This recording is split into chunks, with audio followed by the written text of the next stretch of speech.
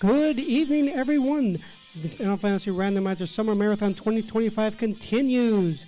We are supporting the Liam Foundation, whose mission is to encourage, assist, heal, and empower our LGBTQIA+ community through respect, advocacy, and passionate hearts to promote thriving in society. This is a great cause. I'm your host, Classic Gamer 76, and the evening continues with some Final Fantasy VI Worlds Collide.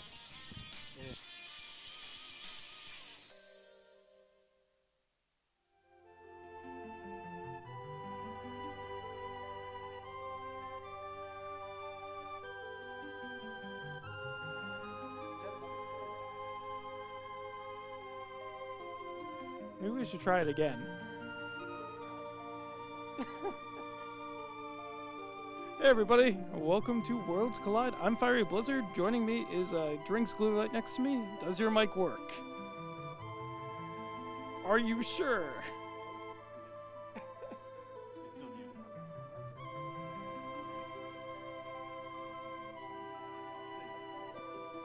Alright, now does the microphone work? Beautiful, awesome, amazing. Alright, so Mr. Blizzard, to our right, off camera, we have Jexrox, we have Nobody War. They've been practicing for this moment for quite a while. They've run over 100 Chaos Crawlers. They are prepared as prepared can be, and we are in for a treat tonight. Yeah, it seemed like every time I looked at my Discord in the middle of the day, about 7 in the morning, there was a ping for a ping race between Jex and Nobody War to test one of these flags out, so should give us a really good show. They are scrolling through the flags that they rolled today. I believe a little bit. You'll see it on the screen here. You'll see what our racers need to do. You'll see relatively random objectives as well. They're all pretty nice today. I'm not going to remember them. Racers will probably remember them a lot better than I will. But the short of it is that they will have to recruit, I believe, 9 characters, 14 Espers, 2 Dragons, 2 of the... There's some interesting flags that I saw. We're not starting with characters on level 3. We're starting with a handful of Espers, so not your normal World Squad run. And as they get going, we're going to be looking for some more surprises because things will not be where they're supposed to be. Oh, with that Chaos Crawler, the Chaos Crawler portion of it, entrances are all randomized, so we don't know where arches, we don't know where any of the shops are going to be, so it's going to be very interesting. I'm looking forward to seeing this race, certainly. Yeah. Nobody War. I closed the Discord room, by the way. So when y'all are ready, we'll kick you off. Yeah, go ahead. Just do this. All right, y'all ready? Yeah. All right. Yeah. All righty, now we have time for a quick donation. We have $25 from Dr. Chocobo saying, thanks, vote for saving Sid. So one of the things we see right away, we only start with 2 characters, and our characters have their sprite shuffled a little bit. Yeah, so this is going to be interesting because we don't know who that General Leo is, but neither do these guys because their tracker... Oh, wait, never mind. I can see tracker. Yeah, Cyan and Strago. Right, Cyan and Strago. Take it all back. Yeah, so the other thing is, because it's a dungeon crawler, we also have open world, which means that you don't need to have certain characters to access specific checks. If you find a check, you can immediately do it. It also means something like finding Doma immediately is pretty scary because you're forced right into the check itself, and you may not be prepared. Yeah. So we want to save often. It looks like Nobody War is going on over. I think that's the old Crazy Man's house right next to where the Coliseum will be eventually. But he's going to do some grinding first. Get some levels because, again, if we walk right in the Doma Castle west side, we're doing the check. We can't get out of it, right? So it makes sense to get some levels before we start picking inside what's in some houses. We got Strago renamed again to donate. I approve of that. Yeah. Ooh, I think shuffle drops are on. I think I missed that when they were going through the flags because he just got some potions from some Leafers and some Dark Winds. I don't think you get potions from those. Yeah, I mean, you are going to want to get some levels to start off here. It did look like just character Esper Dragon scaling, so the levels are all just going to be set by what they have accomplished in terms of progression. We got level magics for Jex as the first encounter, immediate reset there. And that is why we save often, because no, you cannot run away from that fight. You don't want to kill that fight. I don't even think you can kill that fight at level 6. So, yeah. You're more likely to die, I would imagine. Yeah, well, yeah, you can't. Somebody's dying in that fight, and it's probably you, so. We did see a Strength +2 Esper as well. The Espers, I believe, are giving their vanilla bonuses. So we do know that our Speed Espers are just going to be Odin and Raiden. So we do know what to sort of look for in terms of stat bonuses. Of course, that's to increase your power level more than you would just by basic scaling. I do actually see Narsh right away. We do not have Y remove, so we can't remove the NPCs, so we do actually have to talk to NPCs to get through the door. But we do have B dash, so you see that really fast speed. It's going to help loot out some of these areas. Yeah, finding Narsh here is a nice find because now you got access to a few chests, a few things on your belt, plus the shops. Looks like it's maybe possibly open world because that's Lone Wolf. Yeah, they got the open world. So yeah. All right, cool. Yeah, so it seemed like looking at the scaling is a little bit friendlier than what we're used to. I believe, like I said, all three were character Esper Dragons, but not quite as high. I believe HP MP scaling was 1.5 rather than our usual 2 or 2.5. EXP scaling was a little bit higher. So should give a nice, good time for our runners here. So it looks like shops rolled a little cheaper than normal because that red jack was only 10,000. And typically that's, in the 30,000 or if not more territory, maybe a little less. But good news, expensive items won't cost as much, but we're not going to get as much as selling this stuff as we might usually typically expect. Ooh, that's an interesting relic shop. Very much. Yeah, it's very interesting on this. Just because it is a dungeon crawler and it's chaos, so every time you roll a seed, you have no idea what you're getting. This seemed to be a little bit on the easier side, but you can roll some real nasty seeds too if you're a fan of complete randomization. This is chaos. There is also true chaos. Those are for the really brave people. But if you're looking for some harder or more interesting flaxes, you can go all the way to randomizing everything and possibly get something like permadeath, or you're not allowed to save. Like I said, those are for the brave, and I'm not one of those. Yeah, so the way chaos works is a bunch of the flags in Worlds Collide will have a threshold. For example, something real game-changing like permadeath can roll, but the chances are really, really small. And the things like permadeath, the things like no save, I certainly think Iron Mod can't roll, but some things like that will absolutely change the game. And even if you stack that with something like normalizing the Distort, it's really, really makes the game almost unplayable.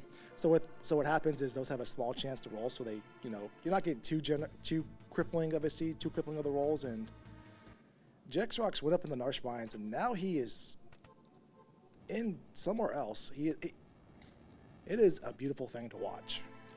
Yeah, I'm not going to be able to keep track of all that, and you just end up right outside Fnatic's tower. Congratulations, Fnatic Tower, right into Burning House here.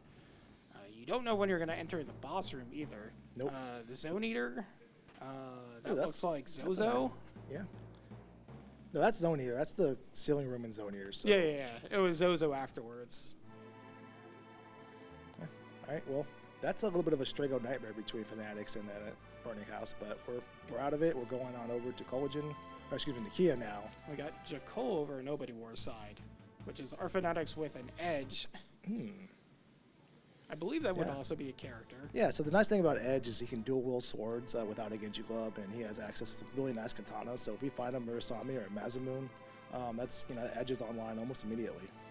Yeah, what we don't see here on the screen, but we can see to our right, is both of our racers are keeping track of what entrances are going to where. Yeah. That is huge for being able to understand how you can get to various places, because they need to remember that. We don't. Well, we're not in charge of remembering that. Yeah, no, we don't have the controllers in our hands, so we're flabbergasted every time we walk into the Masa, and then we end up in Mount Zozo. But yeah, so totally different spectrums here. I do like what Jex is doing, grabbing every chest he possibly can, because you just need stuff, because we don't know what we're going to need later on, and we don't know the next time we will find another shop it can be. Plus, we have things like that. You go through a door, you can't even go back to it, so you'll never know if you get that chest again or not. And Nobody War, luckily, getting away before taking a wipe here in one version of Zozo. Just want to get off that level. We do have GP Rain as one of our abilities, so as you sort of scale through levels, that gets really, it's a really good mid-game. So we do have that ability. So I believe chess rolled about 57 or somewhere around there % random. Which basically means they're going to shuffle all the vanilla chests around, and then they're going to replace 57% of them with another item. generally, the higher that number, the better loot you're going to get. Mm-hmm. So we may just get things like Illuminas in a box or something like that. Yeah. So observation from chat, what's going on with Nobody Wars Battle Menu? You do have the option to split out the value menu, so it's not just 4 on top in Final Fantasy VI, and that's what he is doing there. All right, so I think we took a reset on Nobody Wars side. That's all good. We'll just grind out some more fights and go back in. And ooh, we found a monster in the box for Jexrox this time. That's huge because if we can find Gigantos in one of those monster boxes, those levels will come a long way. We can stop grinding so much. We can kind of, be comfortable working on bosses, whatever we can come across, because one of the things with this mode is that when you find a boss, it's not like you can just reset out if it's tougher. You really, really want to get through with it when you have it in front of you, because you may be a while before you're back to it again. Yeah, we also did see that all characters did start with warp. We also did start with warp stones, but that sort of becomes inconsequential when both of our characters can cast it. Mm-hmm. Here's a good fight. Oh, that is the fight. Phoenix Cave enemies, but they basically do nothing. You know the Chaos Dragon battle script, right? Not entirely. So, if you ever look it up, it's turn 1 he does nothing, turn 2 he does nothing, turn 3 he has a 1 in 3 chance of doing disaster, and then for 7 more turns he does nothing, and the same thing, he has a 1 in 3 chance of doing disaster. And I think it's like somebody went to put a whole bunch of cool stuff in his battle script and just forgot. Like if you were to look up on a wiki, it's just 10 strings long of nothing. Like they forgot to go back and put Flare Star or something. So, but they do give huge amounts of XP, and they do come in pairs like this with Aquila, and they are my personally favorite counter in Worlds Collide Final Fantasy 6 because they do nothing, they give huge experience, so they're no threat. Plus they're weak to ice. They're the single most experienced monster you can find that has an elemental weakness, and that is huge right there for Nobody War. Yeah, absolutely. Look at that, level 18 already. Mm-hmm. Maybe we can find some checks to start getting some espers, getting some more characters. We did get some spells as well, so going up Fanatic's Tower, I do not know how that works, considering the top chest is also its own screen. I don't know whether or not that's initially or always connected to the top of Fanatics or not. Ooh. I imagine we'll find out. Look what we found on Jexrock's side. We found some decent chest in the area he is in. That's a spot you would typically go to at the beginning of the game, but when you find it here, mid-game, early game, or late game, you'll take it because those chests are all still there, so might as well. All right, we got a response from Schwantz that the Fanatic's Tower is self-contained, and same with the Ancient Castle and Engine Room. So we did actually see the entrance to Fanatic's Tower, so we do know where that is. Just don't ask me where it is. There's that Fanatic's Tower. Okay. I think that was Burning House. Was that Burning House? I believe so. So I thought the things like Phoenix Cave, Burning House, and Kefka's Tower aren't touched just for that. Oh, look, Ooh, another look character. what we found. That is Locke cosplaying as an imp robot, cosplaying as something else. The sprites just confused me. That's all right. We're all good. Yeah. Once we get Edge and General Leo together, it will all make more sense. Yeah, if only the Masamune was as good in this game as it was in Final Fantasy IV. Yeah, that's a shame nobody can wear the fixed dice, but nobody yet can wear the fixed dice. Let me rephrase that. All right, so Jex is working his way back through. He's going to get access to some shops here, plus some more chests on his way out, so that's pretty good feeling here. I would say Jex has found a little bit more in the way of loot, whereas Nobody War with that Chaos Dragon fight has the level advantage, so remains to be seen who is feeling pretty good about what they've done so far. Yeah, I'm looking forward to seeing how this all pans out at the end. There's the Fanatic's Tower, right? Yeah, that's okay. Out in Jador. Okay, it was in Jador. Okay. World of Balance Jador. How many times have you gone there in a seed? Probably in Ultra League 4 or 5 when the auction house was still relevant was the last time I went there. Okay.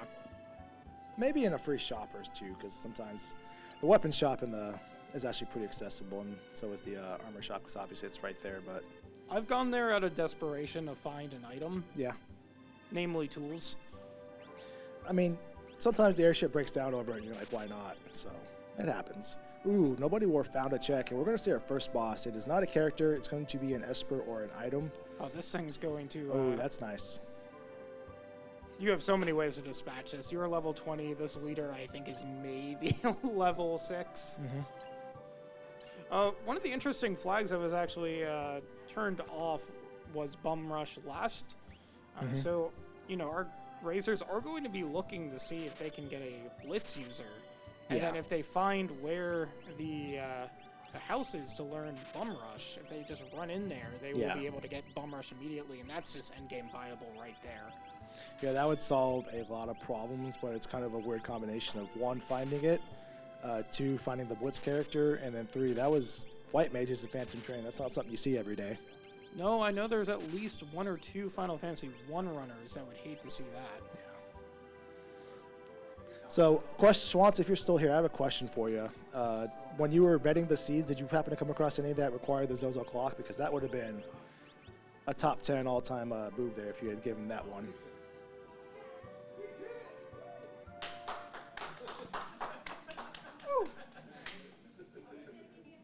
No Zozo clock trolls. Well, maybe next time.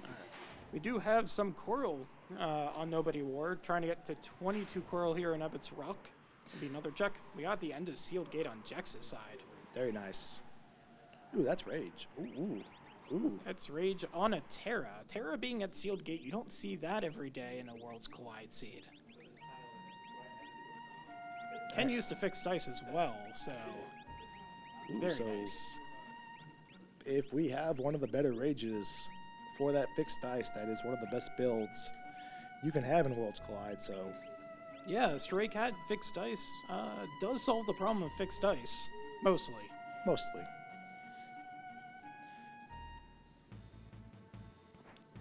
That is the 3rd time I've seen somebody warp to that spot in Esper Mountain.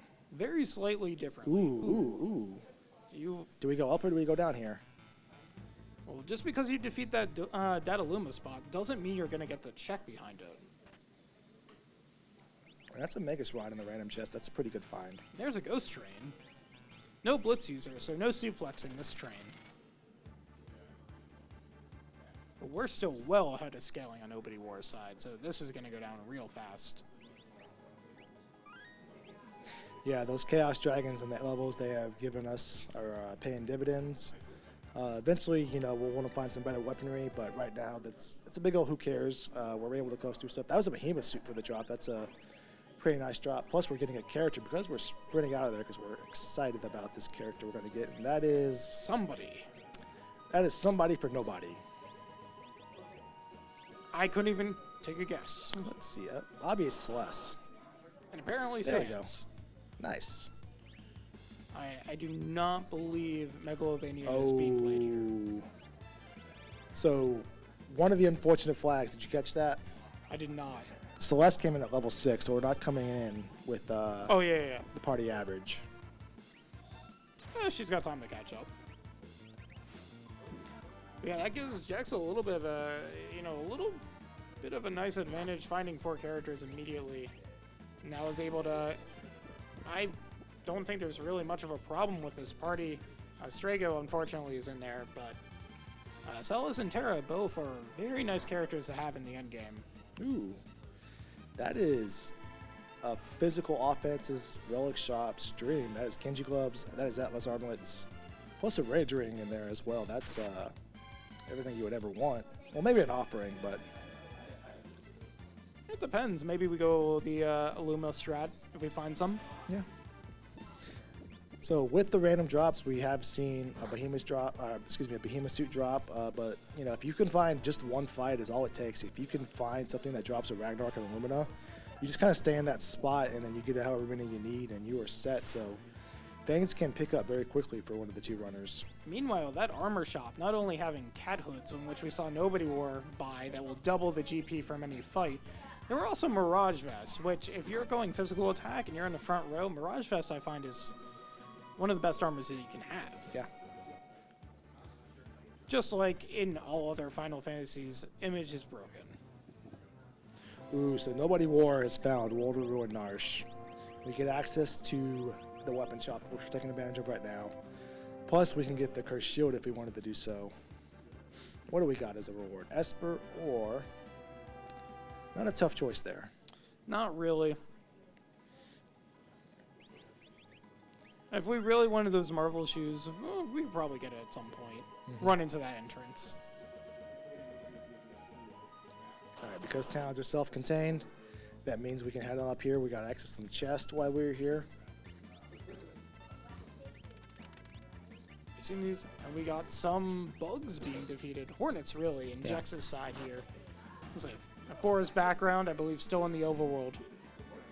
Yeah, so normally Jex Rocks would probably run away from those in a more standard flag set. But again, those random drops, all it takes is one good fight to find something for it to pay immediate dividends. So I would honestly expect for these two runners, until we find that fight, until we find something that's dropping just Valiant Knives or, you know, Minervas, that we'll just keep peeking our heads into random forests, random plains, random deserts until we find that game-changing fight. Yeah, I've played. I definitely played a few random drop seeds. There's a relatively common or played flag set as of right now, Jones preset flag sets that randomize the drops, and it really seems like that's the play. Just keep on killing things until you find something that drops an item that is really good. Yep. So hopefully Jax will find something from one of these drops. Gold hairpins, not really what we're looking for. Give us some actual power, though. I mean, casting things at half MP isn't bad, but just not what we're looking for. Yeah. And that's a vanilla monster box, but that is a Lobo, and that drops a tonic, so, meh. Now, luckily, we do have access to shops. Unlike, say, a Jones preset in which it's empty shops, and that's the only way you're getting items. So a little bit nicer here. But we do see that grind, and we see Nobody War going to the back end of Zone Eater. And now further into Burning House.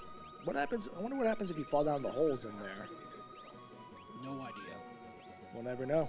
Do we get the Thunder Shield chest, though? We do not. But we get a Rage Ring from that chest. That Rage Ring may be a sign of something better coming later on, hopefully, maybe. Well, look, I mean, yes, there is the Yeti, but Rage Rings themselves are also very good accessories. They give you that fire immunity, or fire absorption and thunder immunity. And, you know, +7 Vigor doesn't hurt either. It's very useful for certain bosses, for sure. Upper House looks to be that's Zozo, I believe. Into... Ooh, we found Dome of Dream. So the nice thing about this is there's a lot of doors we can book our head into. And we got Albrook on Jex's side. This is going all over the place. All right, so Nobody War finally found the basement, and we know what's down here for him waiting. Even though we're finding a little bit later, typically you're not coming down here at the 20-minute mark, but you know you still need chests. We still haven't found that magical drop or that magical chest, so we're still going to be opening all these boxes. I would love for there to be an entrance to the opera scene starting, just randomly in there. That would be really cool. That'd be cool. Yeah, that'd be awesome. You just walk in and you're like, you start having to play the Celeste part of the opera and be like, well, put that as an objective. Are you really going to sit there for 3 minutes or something? What if you could force the various tiers? Like if you walk into a door and you're immediately fighting tier 2, and then you have to finish it and you end up at another door. You have to do that every time? No, like once you found that door, you're clear. Okay. And then... And you have to defeat the 3 tiers in order to get on the switches? Yeah, eventually, yeah. Okay, yeah. It sends you back out, and you got to go back to Albrook and... That'd be interesting. Go fight tier 2, and then tier 1 is at the Opera House. It'd be terrifying. Not at all. It builds character. I mean, look, calmness killing off your characters wouldn't be so terrifying if you just get a break afterwards. No. You just give them a Phoenix down after the fight, and you're good to go. What if you didn't? Ooh. What if it was permadeath? We'll send this video to Jones, and we'll have him draw it up. Yeah. All right, so Jexy, I see him very feverishly writing down notes. He found something good we must have missed. I think we're missing a lot. That's all right. As long as Jex and Nobody War knows what's going on, that's what's important. I imagine we're gonna start getting some more checks here. Everyone seems to be pretty well leveled. Yeah, this is a bit crazy. If people watching out there wanted to get into Worlds Collide, wanted to be able to roll a Chaos Dungeon Crawler seed, how would they be able to do that, Glue? FF6WorldsCollide.com. You can't roll Chaos Seeds on our website, unfortunately, but you can get the link to our Discord where you get access to our seed bot, where you can do things like Dungeon Crawlers, Chaos Seeds, plus so much more. Plus, you'll be greeted by so many amazing community members, like the 2 gentlemen to my right, 3 gentlemen to my right, plus Mr. Blizzard. We'd love to have you. But yeah, Chaos Crawlers, more traditional flag sets, or you can play with the sprites, turn all the FF6 characters to FF4 characters and role play a little bit. You can do a lot of different things in Worlds Collide. And Jex has found the Chaos Dragon Aquila fight, so even on one of the best fights in the game, if they ever needed to grind again. We have this, it's an interesting fight here that Nobody War has on his screen. Yeah, this isn't a bad fight either. It's just kind of annoying because Necromancers do some fractional HP damage attacks to you. But they can be revivified, so can that phase if we want to go that route. We might be able to just overpower this though. Yeah, we're at level 21 or something like that, so definitely. Yeah, the advantage of revivifying the Necromancers is that they don't counter when you do that. Mm-hmm. Otherwise, they can counter with Demi or Quarter or something like that, which is pretty rude. Yeah. Especially when that phase can do 1,000 needles. Ooh, we'll just block the Demi in the Quarter though, no problem. Easy Can enough. you block Heartburn as well? Cannot. Well, we could not hear. Excuse me. All right. Dice throw for 168, still killing the Necro. One more phase. There we go. Nice. Anything good out of this one? 13,000 experience is good enough. Diamond Vest hardens and Regal Cutlass. Yeah. Not what we were looking for. We learned level 4 Flare though, so.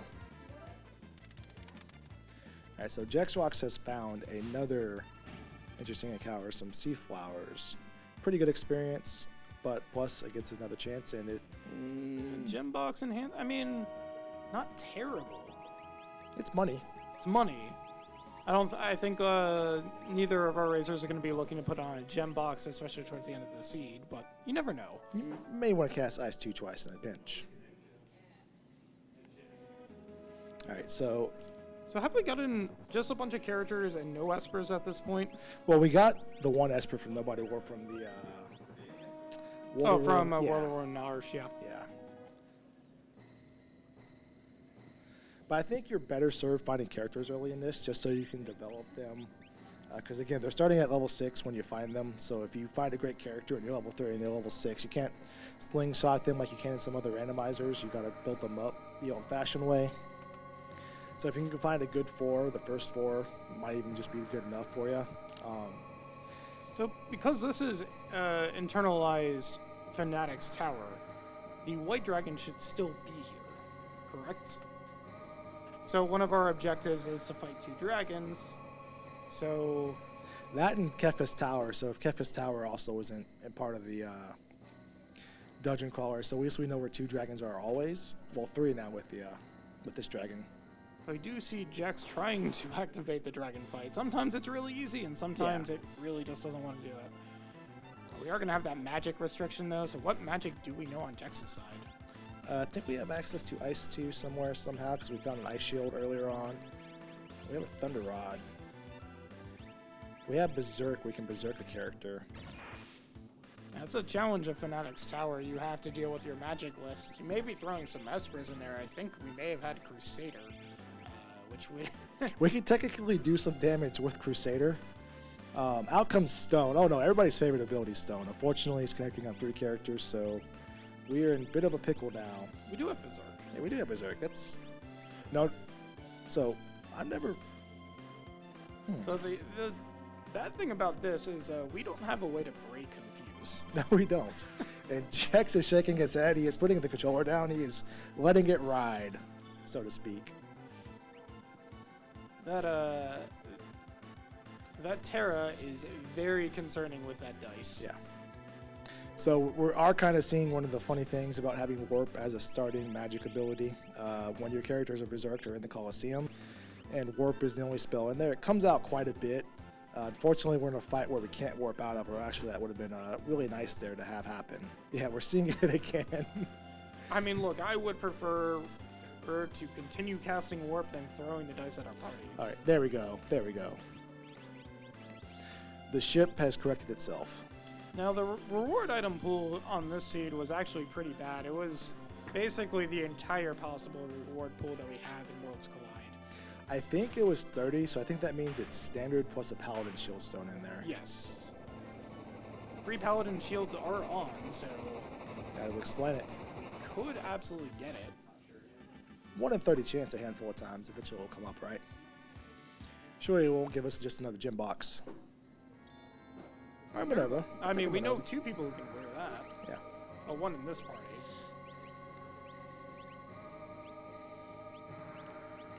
Got some re-equipping going on. Nobody wore taking a tent outside of some area of Miranda. Now, I know one player in our community really loves Miranda. Gar, if you're out there. Mm-hmm. Otherwise, the rest of us have never visited that in our lives unless we're playing Archipelago. Mm-hmm. I never understood Gar's obsession with Miranda. Well, there's our gem box. It's vanilla. Oh. I mean, now we can get us Berserk twice in one turn. Yeah. So we can Berserk 2 characters back to back now, so that's nice. Was Ultima on? Did we see that? No, Ultima's off. Ultima's off, okay. A decent encounter here. Again, on Nobody War, getting 2 different types of enemies. I mean, that's the key here. If you're looking for random drops, you're looking for encounters that have a bunch of different enemies. Yeah. We do have another ghost train. So we do have the possibility to have repeat bosses. Mm-hmm. Don't do it. Okay, I was gonna say that was gonna be a very confusing for the next tower if that evil toot did what it was going to do, but it did not do it, so we were just fine. Now we have a normally terrifying fight on Nobody War's side with that retainer. That retainer with a rage user, though. Yeah, I'm fighting that. Yeah. Retainer, of course, gives us the shock rage and shock General Leo's default ability, and it's essentially a level 3 spell that does no element staple to it, but spell power about the same, and pretty strong early on. And we're still pretty early on because, again, we got to find how many characters we got to find? 9. We got to find 9 characters or another 11 espers. I think we're going to find probably 9 characters before we find 11 espers. Because we did start with a few espers, so, well, that's good in itself, but it also means there's less espers in the item pool, so we will, by default, probably come across more dead checks than usual. Yeah, we started with 3, we needed 14 total, so we needed to find 11 more. We found 1 so far. Yeah. And only one of our players have found 1. Yeah. So now Jax gets to walk all the way down the Fanatics Tower. This is, of course, the precursor to Final Fantasy VII, Stair Simulator. Yeah, nobody curses in Final Fantasy VI when you went up down the stairs like Barrett does. Ooh, Back to Daryl's, and there's Speaking Miranda. of Miranda. There you go. There we go. Nice thing about Miranda is access to 2 chests, a weapon shop, and an armor shop. That is about it. There's nothing else going on here. You can talk to a lady that will waste some time with some animations, and there she is right there. If you just want to add time to your run. Force armor in Miranda, that's honestly probably the best Miranda I've ever seen. Don't ever come to Miranda unless you are tricked into it in something like this. And now Jax is picking up the edge, and we see the middle back end of Magitech. Ooh. Nobody War. Flipping that switch, going to see where the elevator takes us.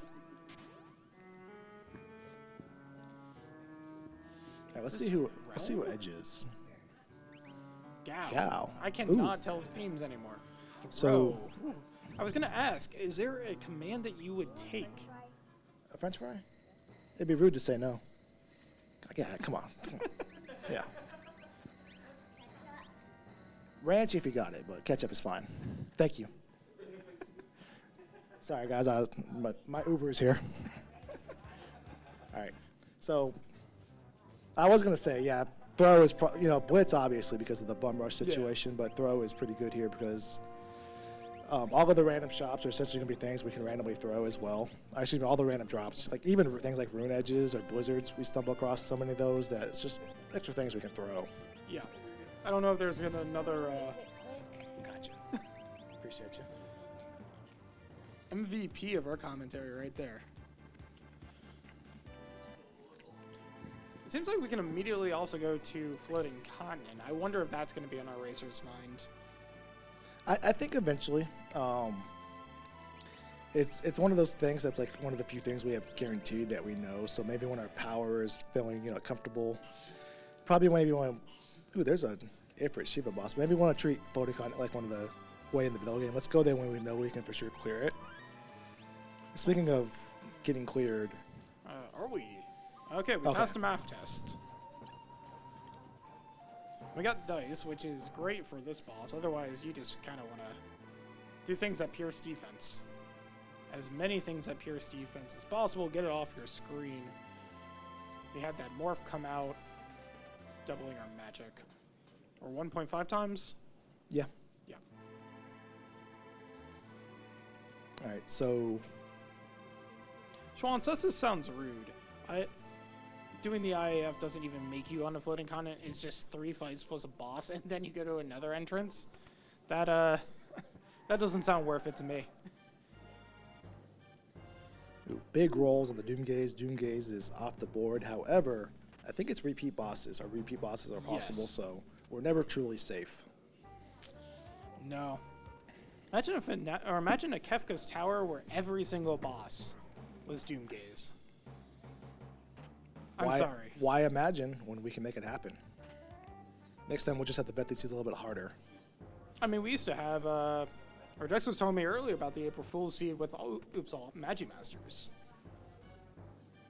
See, I think when Magimasters in all 40 boss spots or whatever, then it's kind of a little bit redundant. If you can kill one, you can kill all of them.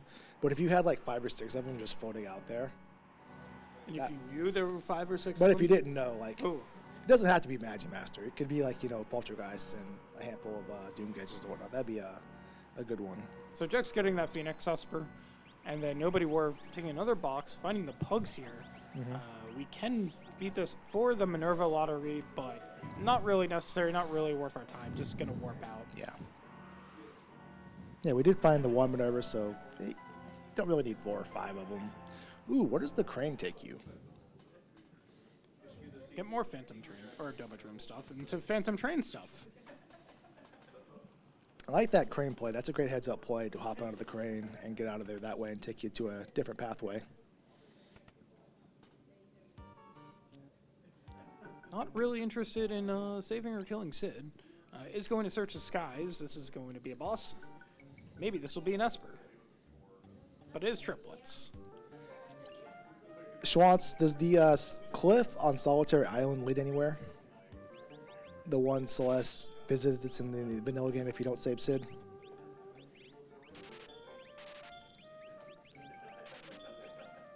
We don't even know that. We don't even know that. Maybe, Seems like science needs to happen. I would just reset Sid. yeah, I guess that makes sense. It just needs to reset Sid in case save or kill Sid gets shuffled as an objective so you don't soft lock the game. That makes sense. But yeah, here we got triplets on the side. Rude boss normally, rude boss all the time, really. Top one is the one you're wanting to kill first because otherwise it will cast life 2 to kill the other 2 or to revive the other 2 triplets. Is weak to ice, so if we have that ice 2, would be great to use against a top triplet. Bottom left, weak to fire, and then I'm not sure. The bottom right is weak. Is it weak to wind or anything? Water. Water. Did get rid of that top triplet though. Yeah, that is the important one because, again, now we can't revive the other 2. Fun fact about Life 2 and Worlds or Final Fantasy 6 that while it revives all of your characters at full HP, it doesn't revive anything else other than anything. It doesn't revive any enemy higher than 9,999 HP. So even if you're at a point in the seed where something like Larry has more than 10,000 HP, it doesn't come back with that much. Thankfully. Thankfully, yes. That's the annoying part of Tier 3. If he doesn't come back with 40,000, he comes right back in Medio phase. You see what that was dropped from the triplets though? I did not. It wasn't One of them Esper. one of them had a Ragnarok. Ragnaroks are good. I've heard they do good things. Yeah.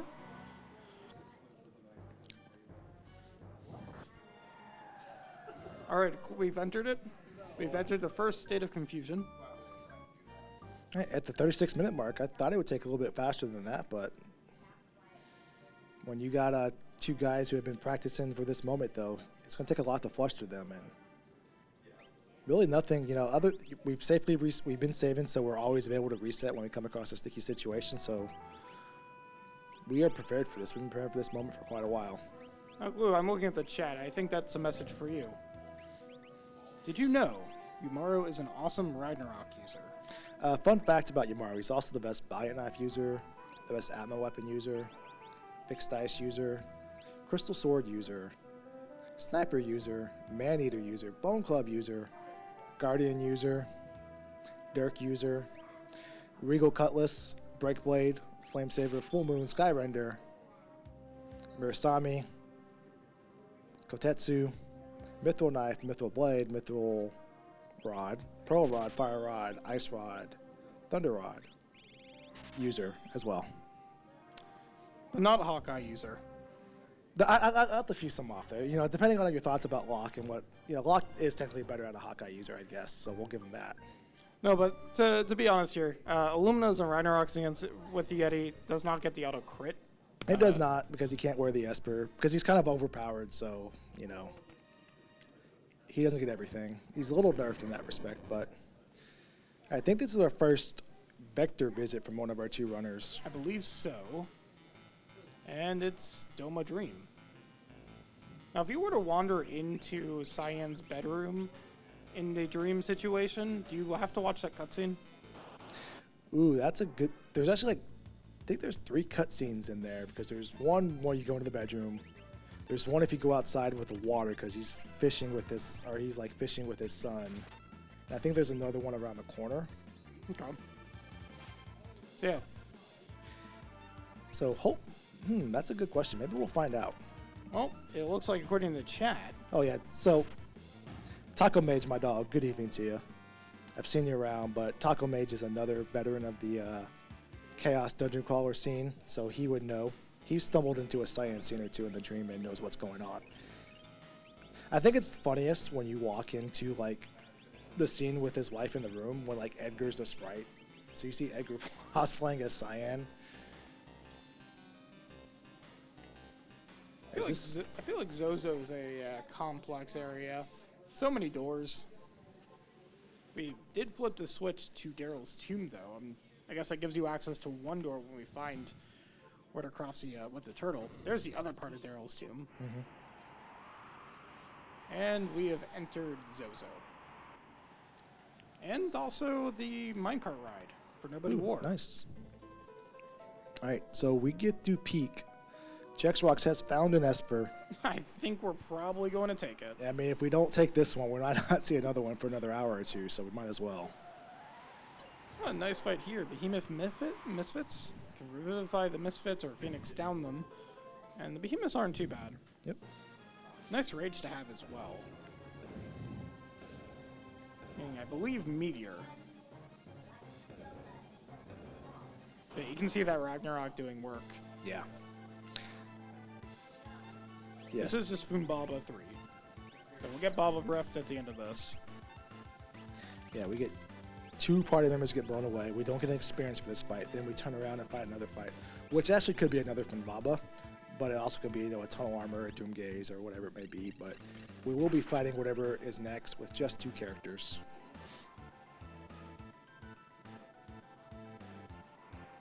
Ooh, Aquila. We're missing his 2 friends, but We're good. alone by himself, he's pretty good as well. What do we have to fight for this Ramu? Another Doomgaze. Do we... Okay, we're good. We're safe. This is a terrifying fight when you only have 2 characters. Yeah, because Doomgaze, he can open up with level 5 Doom, obviously, and then he can do some ice spells. He can cast Doom. He has some fractional HP attacks, so this fight, even though we passed the math test, is far from over. Yeah, now you're just trying to figure out what you want to do. You do, again, as many defense-piercing things as you can. In this case, GP Rain is our best bet. GP Rain, if we have any more rods we found. We can't crack the ice shield we have because Doomgaze absorbs ice, but any other shields or rods we may have here, it's not a bad time to part with them if we things get hairy. Yeah, this is where you're happy that the HP scaling rolled 1.5 rather than 2.5 or something like that. Makes Doomgaze a little bit more tolerable. Piranhas, on the other hand, are still just going to be a massive waste of time. Randomized anywhere between 5 and 55 seconds for the Rizzopass to show up. Mm-hmm. But Jex getting through that Doomgaze fight, wonderfully done. Very nice. All right. Still no Rizzopass, so we had a little bit of a moderately rolled fish fight. Now, my favorite thing to do once I get out of this check is to forget to change my rows on the characters that I brought back to my party. That is true. When you reform the party, everybody comes back in the front row for this. Jex walks. You walked past 2 NPCs. Well, he's looking at me and he's laughing. I think he knows what he did. We'll let it slide this time because he's a cool guy, but We're eventually gonna find like the somewhere in Thamasa. Make it up, obviously. After doing Shadow's Cave on the Belt check. yeah. We got the back end of Elzer's mansion here for Nobody War. Going to check the progress, which makes sense. We're quite a bit way away from unlocking. Although, if we find 2 more characters on Nobody War's side, we just have to kill those dragons. Yep. And again, we know where some dragons will always be. Ooh, we're in the capital. You can't actually get... Ooh. Hello. Hello, Valiant Knife. Yeah. So you can't actually get up to where Nobody War is in World's Collide, because if you ever try to walk up there, you get forced into a counterfight and get sent back to the beginning of that city. So that's kind of cool that in Chaos and Dungeon Crawlers that you can get forced up there that way. This looks like a pretty stacked party. It's amazing. We're 44 minutes in, and we're at level 34 to 36 on Nobody War's side. Moving right along, just, again, needs to find where those checks are that he wants. All right, so Jex Rocks is in an interesting place. We have access to a lot of chests in this place. It's just a matter of the doors will let us stay here. They do not. They're sending us somewhere else. Oh, gold's to the back of the save room in Phantom Train. Yeah. All We right. got Nobody War also now in World of Ruin. Mobilis is going to find that this is Ramu. Yeah. So this will be an Esper for Nobody War, but will he be leaving here with this Esper? It will remain to be seen. Yeah, I don't know. It's interesting because of how close we are to... I mean, still need 2 more characters, and there's no guarantee that they are in a reasonable location. So Yep. you're probably just taking the Espers. All right, so do the docks take you somewhere else? They don't. Doesn't look like so. Either it doesn't, or that was just happenstance. It happened to take him to the World of Ruin Nikia dock, or the World of Balance. Maybe it did, and that was just another dock. I don't know. I couldn't tell you the difference between the docks at South Figueroa, Albrook, and Nikia off the top of my head. Be a fun little boat ride trip. We got one part of Phantom Train going into Zozo. Back part of Phantom Train goes into more Phantom Train. I think this is all interconnected, so we're fine here. Do get a free heal, which is great because I don't think we have any sleeping bags. We have some tents, and we've seen our runners use tents a few times. Thankfully, the Doma water doesn't feed into the Phantom Forest water, so we're safe to drink from it and actually kills us. So Nobody War to know. also surviving the math test. And we do have an IAF play on Jex's side. Yeah. Let's see how this plays out. it's about that time. We've poked our head through quite a few towns. Maybe it's time to take the for sure fights, show off the newfound power that we have, and just see what's up here. Cross it off the list and go back to the playing peekaboo with some of the doors we have left. That Terra just not getting good luck. Just kept on getting doomed. Even through what I think is quite a bit of magic evade. Yeah, we do know we're going to get 3 random encounters here, and then I guess 1 boss, and not both bosses, which I think is interesting. Which also then gives us a couple random drops as well. We would have liked to see a really nice drop pool from that first fight, because you know you're going to get a repeat of it on the 3rd one. Ooh, is this World of Ruin Arch? That is, so now there's a dragon. So that is part of the requirements, and that's nice to find, just for the fact that, one, it's a huge bunch of experience. It's going to give us a high-tier item. And it's kind of in a weird spot, so maybe Jax Rocks never makes his way here. So if this is something really cool, like an Illumina or, a Paladin Shield, we might be the only runner running with it. Plus, it saves us some time down the line, because we don't have to go find another dragon in Kefka's Tower. Yeah, making quick work of the Ice Dragon. Jax making decently quick work of dispatching of a character that we were mentioning before, Yumaro. Maybe this will lead to Yumaro. Maybe the power of friendship clue. Maybe. Alright, that is a Pearl Rod. Not bad, because we know where some dragon boots are. We've seen dragon horns in a few shops, so... lances are very nice to jump with. So are fixed ice, but... Buyer beware. User beware. Back in Owzers. We got Jex on another random encounter, Chimera Gobblers. Alright, so back... Oh yeah, there's that you-know-what again. Oh, okay, yeah. Did take a wipe there, so had to recollect that Valiant Knife. Yeah. Makes sense. There's the Phantom Train reward, Force Shield, into, if you want to take a random guess at the time, maybe. Well, technically it doesn't have to be a random guess. There's only so many possibilities it can be. So if you really, really, really want to see, go up there and see where that ledge goes, just get out a pen and paper and start crossing off. Yeah, it'll take a little bit more time than it took for Jex to dispatch that Ultros 1. That was very much in the sky. We do know Ultros does live in the sky. We see that at the very end. Yeah. So, it makes sense that Ultros 1 is sitting in Ultros 4 spot. Chupon just couldn't make it for the ride. How do you think Ultros and Chupon became friends?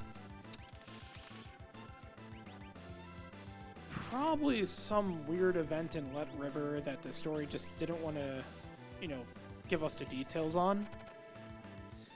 I like to think that Chupon was trying to attend the opera, and that I just wouldn't sell him tickets.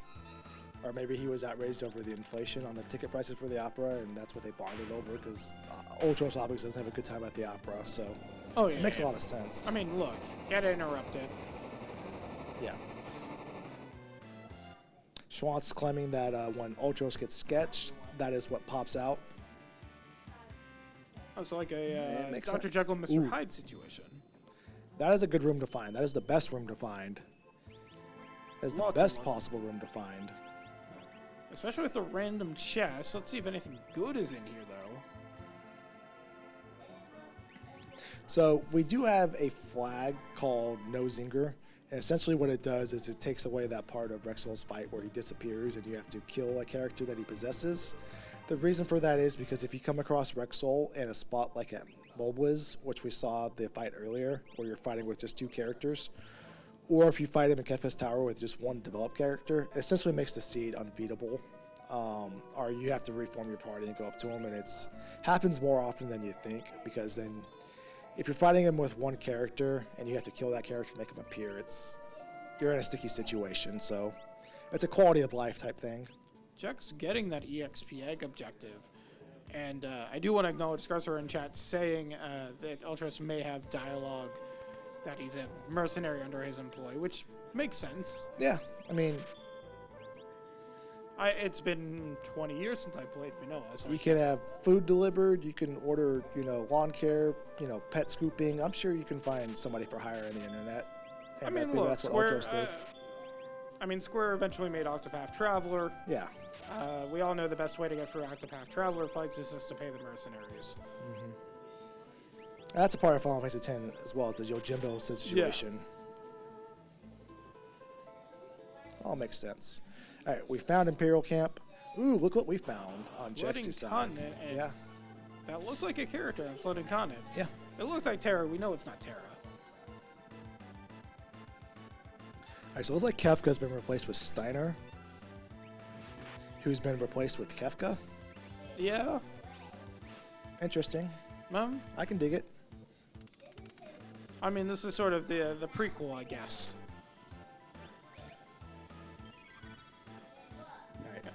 This dull hand should go down quickly for Jex, and we are right where he wants to be. Yeah, I mean, we are well above scaling here, so, Yeah, so- I cannot imagine any of these fights really causing our runners issues. They just need to find it, which, you know, is the beauty of dungeon crawlers. Scarcer, my dog, first off, good evening to you. Thank you for tuning in. I am Drinks Glue. This is... Fiery Blizzard. Yes, Fitz will be on later. Yeah, Fitz is, we gave Fitz the night off because he's going to be doing the overnight relay tonight, so we decided, you know what, Fitz, we're not going to have you work 18 hours today, only a mere 15. So he will be back tonight for his overnight relay. And I think we got Worlds Collide. I think we got some Earthbound, some Jets of Time. Yeah, we got Plus some the FFR. overnight relay, yeah. Yeah. I think, It'll be a fun time. I think it's Earthbound and the Jets into FF6 into FFR. Something like that. Mm-hmm. For those of you who are night owls in the U.S. or those of you overseas, be a good time for that. Yeah. Or if you wake up early. Or if you wake up early, yeah. I will confirm it is Earthbound, Jets of Time, Worlds Collide to FFR. Thank you, Classic Gamer, for that. Thank you. All right, so if you are wondering why we're here, why are these two amazing gentlemen off screen to our right playing Worlds Collide, it's all for a great cause. We are raising money for the Liam Foundation. Right now, we're sitting at $7,268.76. That is a lot of money, but not enough.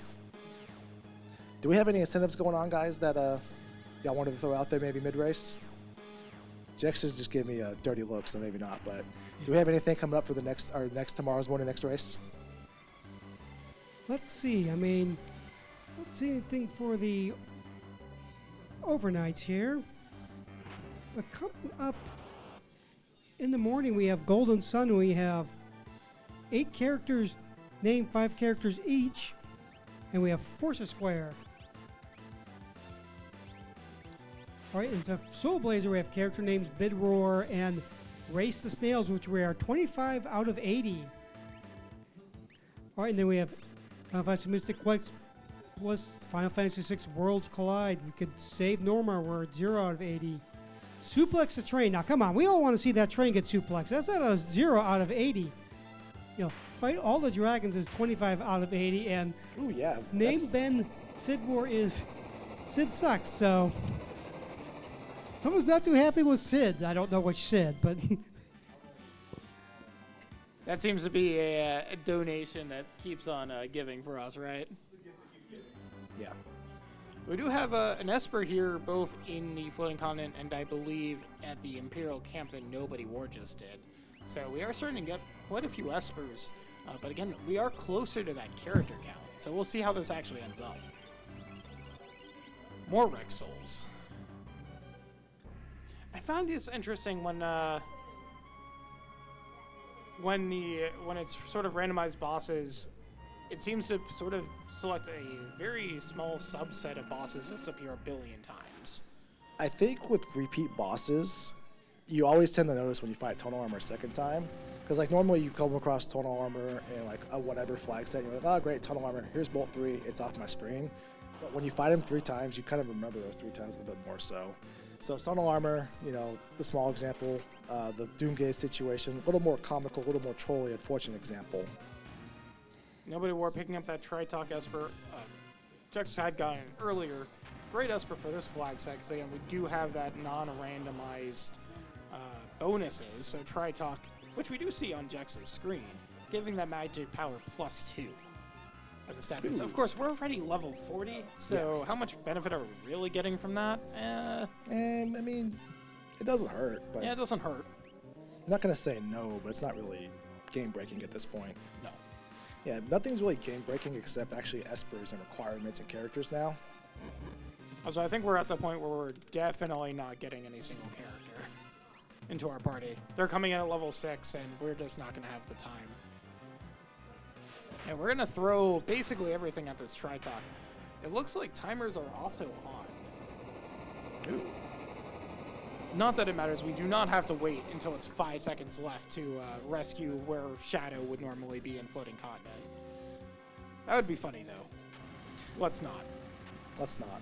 Not today, at least. Oh, yeah. I guess because bosses are in sort of the randomized encounter pool, too. So that's why we've been getting Tritalk and Yumaro and whatnot, not in actual boss spots. Yeah. So finding, as we mentioned in chat, finding a realm right now and having a magic flower plus 2 Esper in total is kind of cool. The problem you run into is that pretty much any AoE attack is going to wipe off a level 6 character at this point. So it's really almost more of a chore keeping them alive to get that and getting them up to par with the other characters. And one of the funny things too is like maybe you go on a string of characters where you find 2 or 3 characters real fast and you get your requirements. And now you got your requirements, but you're sitting here with a level 13 realm, and you're kind of in a weird spot. Ooh. Speaking of weird spots, it's a vanilla Gigantos in Floating Continent. Maybe the monster boxes were vanilla. That's so we have time for a donation? Oh, we do. Wonder what this could be. Let's see. Well, it is $10 from Not Drinks Glue, saying $10 for Blizzard to tell a Yeti joke. You know, I didn't come prepared. How did I not come prepared? You do this every single time. Take your time. I can request a refund, so just take your time. I'll come back with one. We got an hour. All right. Not far. Ooh. Oh, I thought that was something else. That was just a mithril pike. Thought that said something else. I would even ask, like, where would you go now? But honestly, as a dungeon crawler, how do you even answer that question? The answer is you go next. All right, so we're back on that white beige phantom train. However, I think this is the middle cart. Ooh, that's an interesting place to come out of. This is the new chain we haven't seen before for Meter Runner. And the chain is over. Beautiful. Greatest train of my life. So you know what? We're beginning of Burning House. Eventually we'll get to the end of Burning House because this is like the 7th visit we've had to Burning House. So there's only so many more entrances that there can be before we end up at the end of it. Taco bringing up, just continue going counterclockwise. Yeah. If you keep on going counterclockwise in the world map, you're almost guaranteed to not accidentally visit the same thing twice. Yeah. Alright. So not a donation, but a burning question. All those white mages on the Phantom train, were they sent there by Kraken 2 and FFR? I believe the white mage was the only reason why Fizzle survived Kraken 2. That is quite true. I distinctly recall that. I believe they may be sent to advertise for the final run tomorrow, though, of the marathon. Yeah. I think you are correct. And so we're going to look forward to that as well. Got plenty of things coming up. Is the bot still in here? No. Okay. The bot has to be recharged. Makes sense. Yeah. Ooh, look, Bound the Lone Wolf. So we get the choice of an Esper or an item. And normally I would say if we rather have the item, we can go and get it. However, I highly doubt we will come across that exact cave. So you might as well take the chance at the Esper while you got it. So it looks like, because I can barely see Jex's tracker on my side, Jex is at 7 characters and 9 Espers. So 5 more Espers or 2 more characters. The dragons are given. I cannot see Nobody Wars. Let me go over there and check. Yeah, feel free, guys, if y'all want to give a mid-race interview. Is also the same. So both of our racers at 7-9. Nobody Wars is going to be at 7-10 after completing Floating Continent here. Okay. So, yeah, so 1 Esper head up, but again, if we just pick the right town, we can easily go into a string to where we can come across a few characters. So, while yes, we have 1 more Esper, we're 1 closer to requirements. We are very much, this is a dungeon crawler. It is a dungeon crawler and a randomizer. We are on the cusp. It's out there. We just don't know where it's at yet of getting unlocked. Yeah, how do you even put an estimate on a dungeon crawler seed like this? I think they've played enough of them. Because Jexrox has played more Chaos Season. Anybody's probably just played Seeds overall. So all of the different random combination of flags, he is very well versed on them. Nobody War himself as well. Some flags, like you when they get bind, can catch a lot of runners by surprise. But when you've lived through them so many times, you're as well prepared as you can be for the weird things that will be thrown at you. Yeah. So a lot of those things that would hang up a lot of runners is not going to hang up Jexrox and Nobody War. Yep. Kefka Tower is vanilla. Nobody actually did the Velt check at the very beginning, which is interesting because one of the 3 Espers I think we started with, or maybe it wasn't what we started with. I thought we started with a Ragnarok Esper though. And with a Ragnarok Esper, you don't even have to search for dried meat. You just change the logo that is always going to appear on the belt. Oh yeah, that's true. All right, so But I could be wrong. So I think we're going to see some new chains now because we see Nobody War. He's heading on over to the eastern side of the world. This is some new information. So new chains, new doors to explore. So I think we're going to see some things we haven't seen yet. And that is Gal Manor and World of Ruin. That's not somewhere you go. Even in the vanilla game, you don't even really go there unless you want to see a cutscene. I'm still waiting for one of our racers to get into one of those rooms that require you to watch a cutscene. There's the Masa. All right, well, at some shops. We can go into the burning house, and this will just be a door. Where does this door lead us to? It leads us to... More Phantom Train. Yeah. We can go right or we can go left. We can go left. We can also go down. I don't think you can break out of the windows in here. Ooh, this It looks like there was a down exit. Maybe not. This is like a nice hub because we got 3 different doors. Yep. Technically, the door on the left leads to the door up top, but Under normal circumstances. not today, though. Ooh. Got a monster in a box there.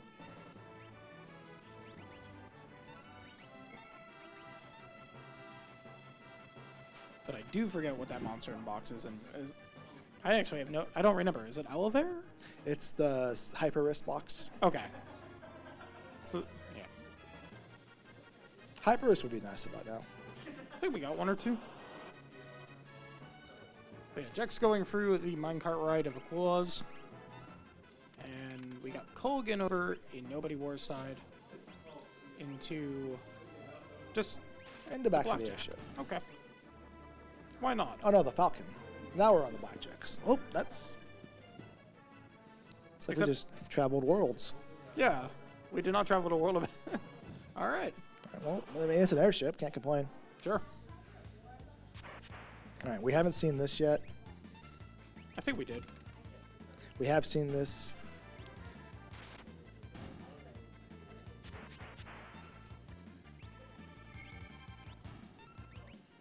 Oh, yeah, just outside. Yeah, okay. So, What if the answer to all of this is World of Ruin Nicaea? there are some spots, like we haven't, like technically Phantom Forest has multiple entrances, so that can give you a couple different pathways we can explore. Some of the other spots have multiple entrances, like the South Figueroa Cave. Could be a couple different options.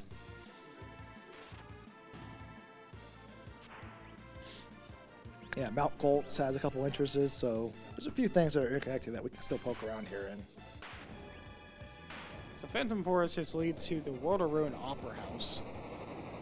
But the top side of Phantom Forest, that you just don't really see runners going into because it's a little bit longer, does take us into Daryl's tomb. Oh, that's a Zone Eater. train, or a chain, but maybe it's not the chain we want to go through. That's World of Balance Mount Zozo there, and And then World of Ruin Dream again into more Zozo. there we go. That's it. We We have have a- found the end of Burning House. You know, this doesn't surprise me. unfortunate for Jax accidentally warping out. Yeah, warp glitch is not in this game. It's in the 4th edition of Final Fantasy. So, I don't even know how that would look like in this game. do you know how to do the 64 forward glitch? Do I know how? Yeah. No. No? Have I seen enough people play it recently? Yes. I mean, I don't know all the specifics in terms of where you have to park the airships and whatnot, but I do know how to count to 64. That's or half, 63, really. That's half of it, yeah. Yeah. All right. We do get one doggo pet, apparently, so very good. I will always commend the doggo pets. All right. Some spots I don't think we've seen. Don't think we've seen some of the easternmost spots in the World of Ruin. Looks like we're going back to the chain in the Phantom versus the Whatever. That led to a lot of different spots. Like this room alone is giving you 4 entrances, 4 doors to go through. Yeah, I don't really think we've been to a lot of World of Ruin entrances overall. I like the accommodation for the airship here, just moving along with you, just so you can't get soft locked. Yeah, there we go. This is leading somewhere. Jack's picking up his 10th F spur. Edging closer. All right, so that's a cool little room. That's the Atlas armament room in the middle game. That is an important room to find because that makes the auto crossbow really, really good. Ooh, Evet's Rock. But no, that's not where we want to be. 3 characters in our party, that can only mean one thing, Glue. We're not in Kefka's Tower, so we're probably going to the Vault. It's about that time. Now let's hope for Jex that we got nice encounter luck. We don't have to do one fight to get the Gal Sprite or the replacement Gal Sprite to appear. 5 and 8 chance. Doesn't always seem like 5 and 8, but supposedly is 5 and 8, assuming you have a valid encounter. So we just had our first trip to the Esper world. And of course, that's where you find Espers. Yeah. Yeah, that's where the Emperor finds them in the middle game. That's where we're finding them in here in this dungeon crawler. So I haven't seen this screen in so long.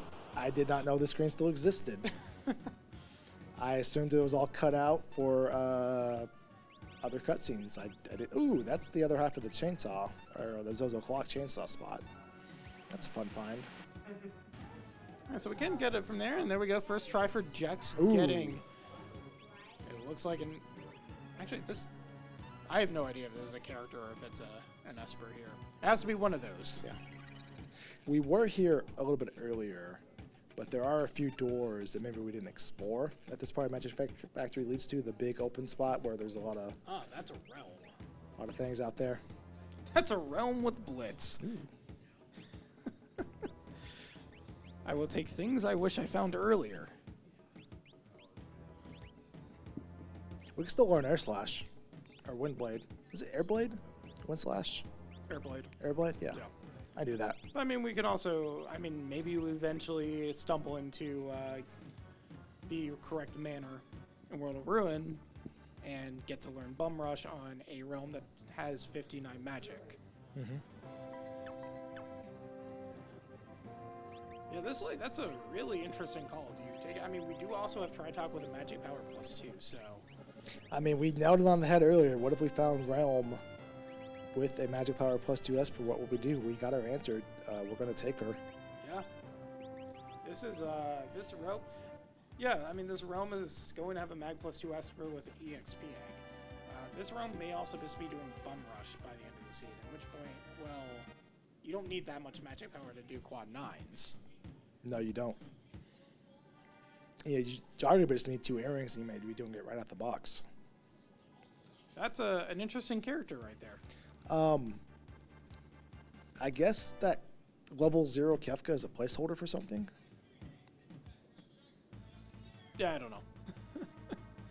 Wonder, I mean, if you go into a fight with that character, and you were to fight Kefka, a Kefka Nerj, with a dead Kefka sprite with 0 HP, Also, very nice getting rid of that IO immediately from Jex's side. All right, so we're seeing the Kefka at Narsh check. However, it's taking a little different meeting today because, well, there's a lot of Kefkas at Narsh today. We did one fight from that IO, by the way. Went from level 6 to level 22. So that's 36 magic power we just gained on that. I think it had 54 already, so now we're at level 80, or 80 magic power. Did unfortunately get caught by the commander before getting into the Kefka fight. He's going to have to sit through the chaser and traps here. And we see Fumbaba yet again. This is Fumbaba 4, not Fumbaba 3, so... should be nice electric fight here. You say that. This could be Fumbaba 3, because Fumbaba 3, there is a fight that will shuffle him into the boss pool. But I don't think it's on, because we did Mobilis earlier, and that was Fumbaba Breath, yeah. But also it could have been repeat bosses, so it could have been happenstance. So we do have Senior Behemoth here on Nobody's War side. It's not going to drop us to Behemoth suit like it would normally. Literally no rush. How long do you think we until our rotation? 45-ish. Gotcha. Yeah, as we get rid of this Senior Behemoth here, Jex is walking through the other side of Esper Mountain. Top of Imperial Base. Takes us more into Magitech. We'll see what we get from Kefka and Narsh. Just a red cap. Yeah. I mean, look, we have a Valiant Knife user. So, I mean, I don't hate it. That was interesting, the red cap, because I wasn't sure based on the sprite what that was, but at least now we can walk back up and see what's on the other side of this walkway now. This is Imperial. There's a lot of Kefkas in this Imperial base. He is narcissistic that he would use ultimate power just to create copies of himself. Yeah. I thought we all agreed to let him stew in his cell for a little bit.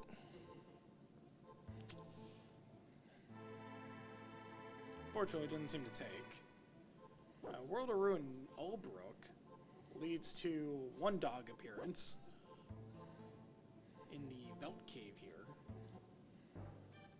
which leads into, that looks like Yumaro's lair, and the pitfall leads right into Yumaro. Gonna have to warp out. Yeah, so we're... Ooh, this is the dragon. That's a nice find, but we're at the point of the seed now, and this is the way kind of, map shuffles and dungeon crawlers tend to go. We got power overwhelming. There's really not anything in the game that's a danger to us. We just really need to find our requirements now. And this is really where things like come in hand, like the notes we've been taking, our memory, just making sure we covered all of our bases as we found them. Because if the answer is lying through a door we walked past and forgot about, well, it may be a while before we find that right door again. So this is where our runner's memory experience really comes in handy. I like the immediate Mount Colts Yeah. encounter here. Walk through the wrong side, you immediately activate it, you get in a Rappa. You immediately just get shouted at some guy being like, die in 30 seconds.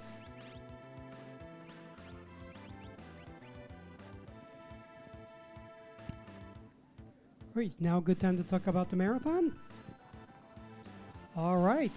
So once again, we are raising money for the Liam Foundation, whose mission is to encourage, assist, heal, and empower LGBT plus community through respect, advocacy, and passionate hearts to promote thriving in society. They have done awesome work, such as, they have a new space that opened in June 2023. It's expanded. They have like open mic and,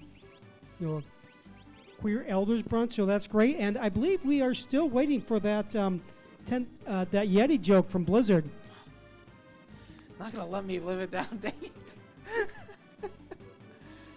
Sigil Discord text me. Now, if a lot of donations came in, maybe it would scroll off the page and he would be off the hook, but I don't think I'm letting him off the hook. Fish sleep here? Meanwhile, we got the cutscene on Nobody War's side. He's just laughing about it. Yeah. Great hints of humor there. Apparently Kefka has replaced Cyan in Domo's dream, and, well, we're through the cutscene, so the nightmare's over. Alright, so that is a nice find for Jax. Ooh, that is the air blade I mentioned. Fun thing about Fallen Pain 6 is anything that pretty much absorbs ice also absorbs wind. Ooh, Anything in the Coliseum, you got a merit award. An EXP Ooh, egg. what? Back. There we go. Yes. Yes, there we go. That's the one. Would you take a jewel ring for an experience egg in this situation? You don't need it, and apparently neither does that character. So here's another one of the great things about Warp All. Sometimes your Berserk character with fixed ice does warp a bunch of times in a boss fight, and it doesn't harm you. Oh, that's what fish is.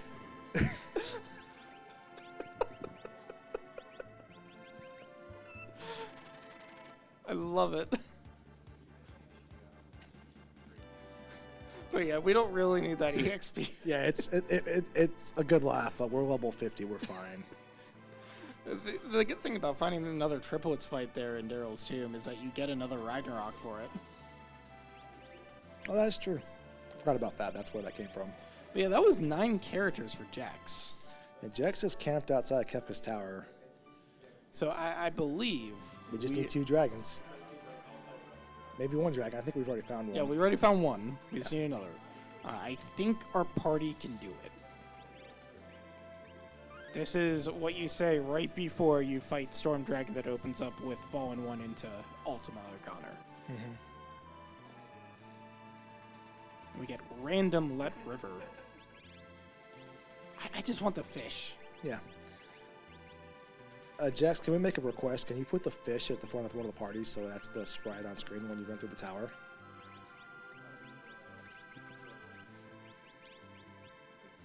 Why wasn't that fish Umaro? Why did it have to be? I mean, Shadow's a great ninja, apparently. It's a behemoth suit. It's not what we want to see now. I mean, how else do you convince everyone else to believe you're a fish? But we have an edge in our party who's also a ninja. All right, do we have time for a donation? Ooh. So we have $5 from Saracen saying, "Hold up, did I just hear an excuse for a Yeti pun train? What's Umaro's favorite dinner? Spaghetti."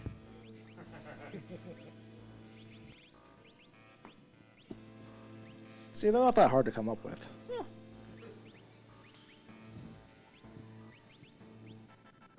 Do you know how tempted I was just to say the exact same thing?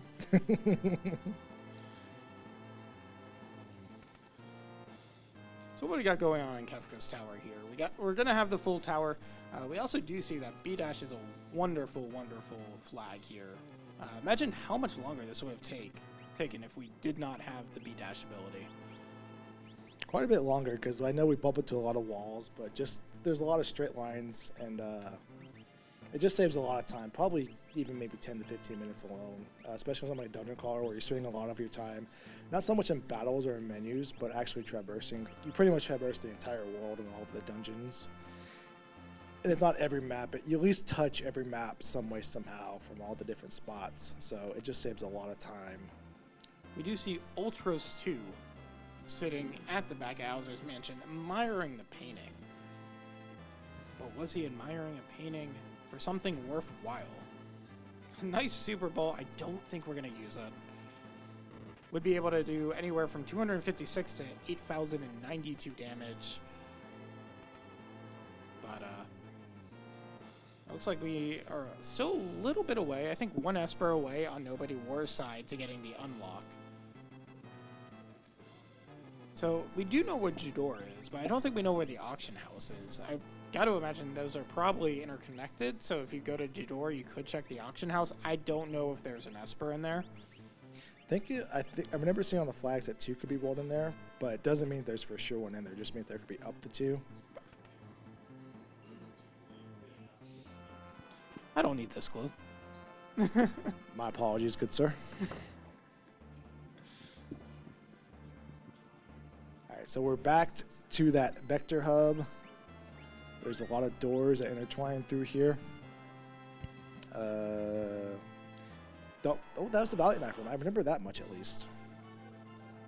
You know, with these random bosses, I was really hoping that we weren't going to have Guardian in Kefka's Tower. Why is that? That. About that. So we have time for another donation. Yeah. Think so.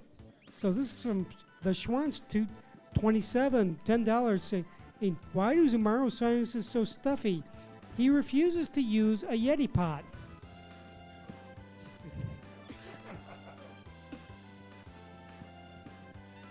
So yeah, Guardian. Blizzard, where's yours? Guardian kind of looks like a Yeti pot.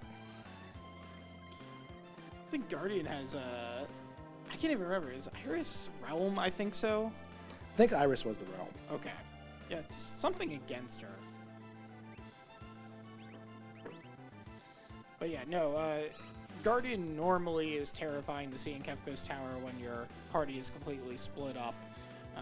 This is no exception, even though we're actually quite higher in scaling. What max level was 75? Yeah, so 75, bigger number than 74, one less than 76, but at level 75, things just hurt. And even if our power is, our party is power overwhelming like this, where we're just throwing legendary swords for no reason, we're still very much always in danger because of the abilities our bosses will have access to. And the fact that you just can't survive some of the things that they can do to you, like Ultima, Grand Train is amazing, that ignore defense. So while we appear to be really powerful, we are very much not through the seed yet for Jex Rocks. Yeah, you're really hoping for something a little bit easier there, a little bit more tolerable, maybe say a Yeti. Yeah. As long as you don't let him jump. For some reason he jumps when you fight him, but not when you have him. Is there any way that you could have the Yeti jump when he's in your party? I mean, Palador, right? Yeah, Palador, because Dragoon Boots, he doesn't jump. If you Berserk with Dragon Boots, does that work? I think you can jump as an ability with Dragon Boots, but I don't think Yumaro will. You know what? Where's my laptop? All right, no, we'll do that after. We'll do that after, not right now. Now I'm curious. Yeah. Now I'm going to be up all night. For science. Phone, the way we win this mode is we defeat Kefka. Jex Rock has found the requisite number of characters and dragons to defeat. Nobody was just a hair behind him. Just searching for his last little bit of requirements. But the way the journey here was different than in most flag sets or most things you will see. However, the ending is very much the same. We are attempting to defeat Final Kefka, who is hanging out at the top of the screen for some reason there in Nobody War. Yeah, that's a normal spot for Kefka to be. Oh, yeah. I mean, look, unlimited power. I mean, look, there. Yeah. Look how many Kefkas there are. Find the real Kefka. I think it's the second one on the right is the real one. More senior behemoths. Yeah, and repeat bosses. When you fight Senior Behemoth the second time, you don't have to fight both phases. So, actually kind of a nice find there. So it was shuffle on the statues. That would explain, because we haven't seen a statue boss yet. Nope. We do have Siren, our final Esper, so nobody were now able to go into Kefka's Tower. But yes, we do have shuffled statue bosses, so we are going to see Pulte, Doom, and Goddess here on the statues themselves. Mm-hmm. You know, depending on what level they're at, that can be very terrifying. At level 50, they're a challenge. At level 60, they're even more of a challenge. At level 75, I'll never know because I'll never fight a level 75 Poltergeist. So Nobody War has his requirements. He is making his way into the tower. While Jex Rocks is obvious ahead of him, Nobody War is very much on his heels because Nobody War has found a few really cool things, the Valiant Knives, that his opponent does not have. So there is some power gap between the two, and maybe that will be enough to allow him to catch up. Yeah, it's interesting, Jex coming in only with 6 characters despite finding 9, Nobody War only having 7, actually getting the Esper unlock, which was unusual given the amount of characters we found quite early. Mm-hmm. But what do we got? We got Guardian spot here, just another Fumbaba. So I don't think this is, but this is one of the cool things about Fumbaba 3 if it's shuffled in, is that if Fumbaba 3 is in a place like Kefka's Tower. He will blow your characters out of the tower, and you have to either A, continue without them, or B, go back to the airship, reform, and walk the tower again. But it's not Bombaba 3, it is just Bombaba 4. And it's down, and we just got 3 statues remaining. Yep. Well, and then a whole bunch of, final stuff.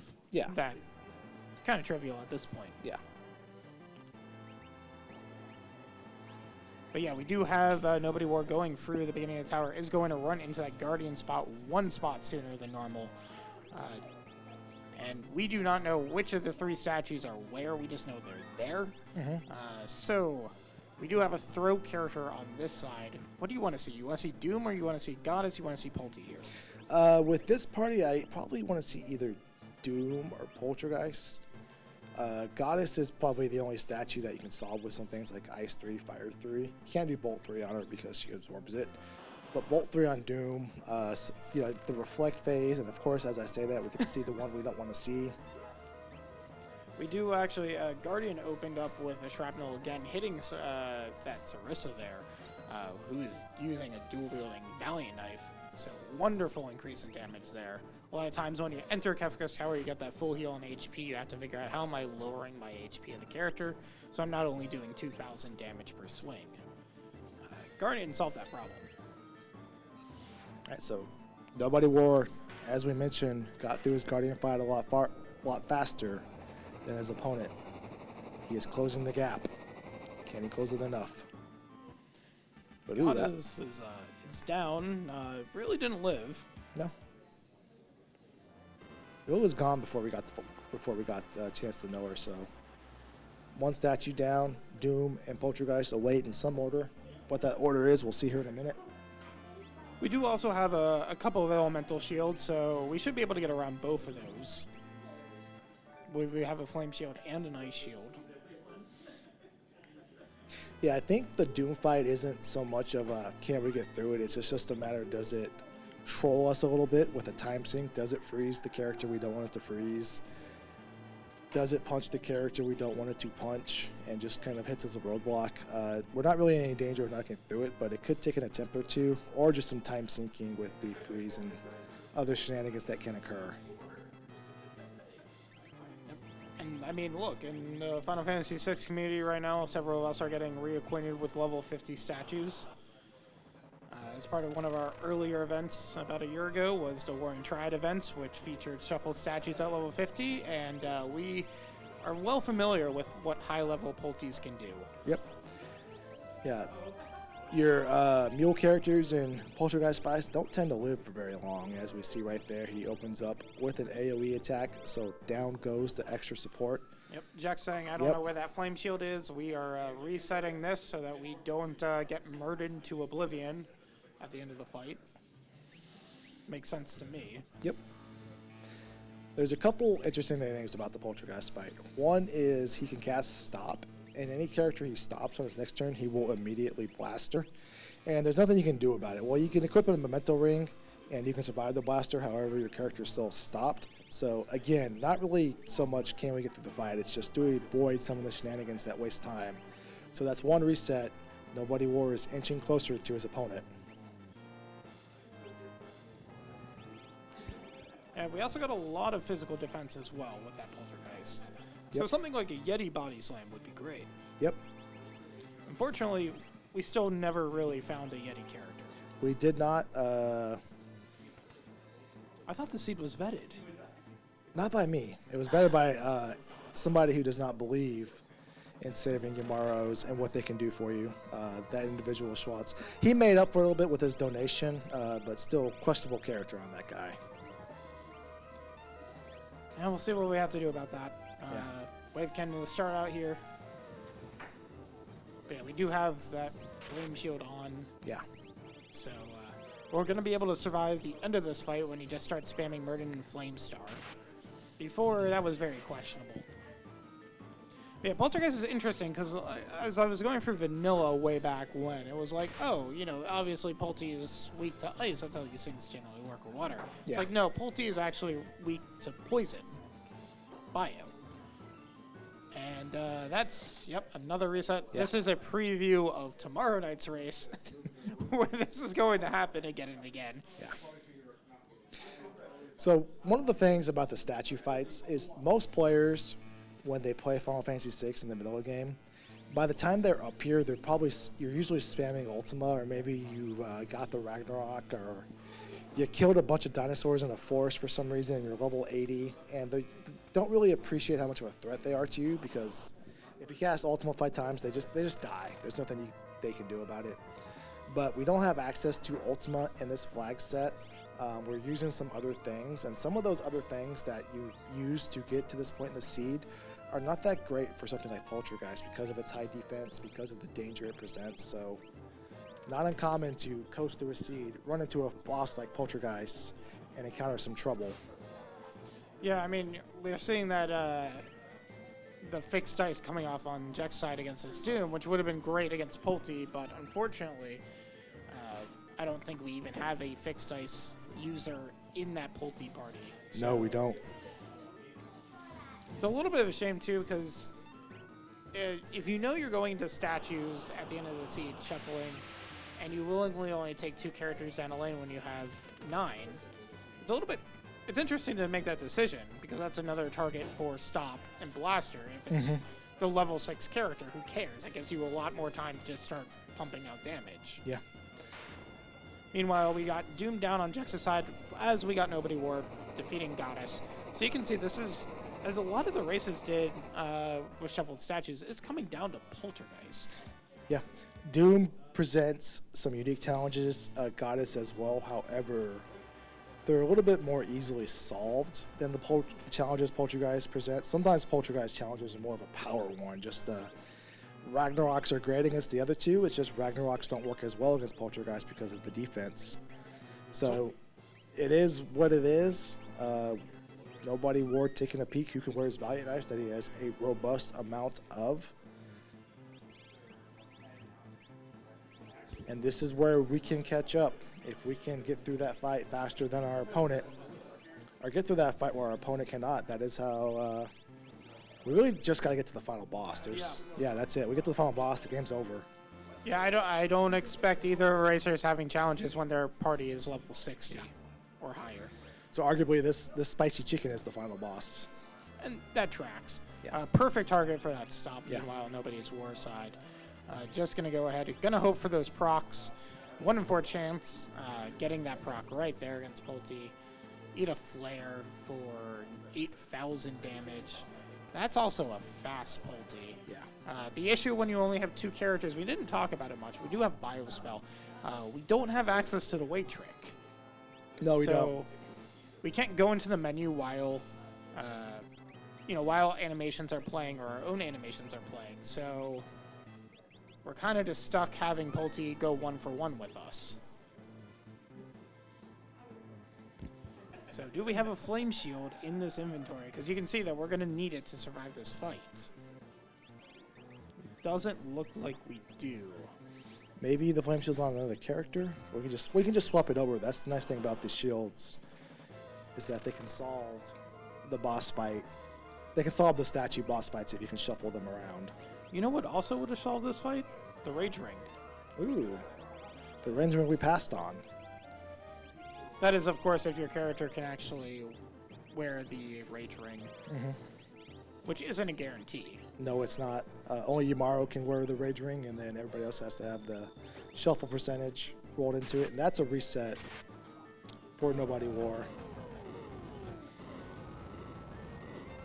That's an interesting bit, Taco. I didn't realize that if you have a mentoring or a safety bit on the character that is basically hoping to get stopped, just trapping them in that blaster loop. That's very interesting. Of course, once you get out of that blaster loop, you still have the Murdens coming out and everything else. Yeah. There's a couple other, I guess, Hail Mary strategies. There's a bug flying around here at some. Yeah. I'm going to kill it. Well, speaking of killing it, Jexrox is through his Poltergeist fight, but getting that whirlwind into killing Polty there, that is fortunate, because I feel like we were going to be on the other side of a Flare Star, although I think there may be a Flame Shield on that General Leo. So, but there we are. We got all the statues down. Mhm. So we got Jex about to head to the buttons. We definitely have Golem for columnist protection here. So looking fine on the tier 3 end. Levels look great. You know, there is that question of how fast do you think Kefka is going to be beaten by Jex? Where did Rydia / Gogo go? Because they have 0 HP, but they're not on screen. We see a shadow. You don't see a... I guess there's some sprite shenanigans going on with Rydia / Gogo. I don't think we found a Go-Go. Rydia was Gogo. Was it? Yeah. All right. All right. I mean, look, this is just probably me hating on Go-Go and just refusing to acknowledge Go-Go's existence. Go-Go killed me a few times yesterday. That's all I can say.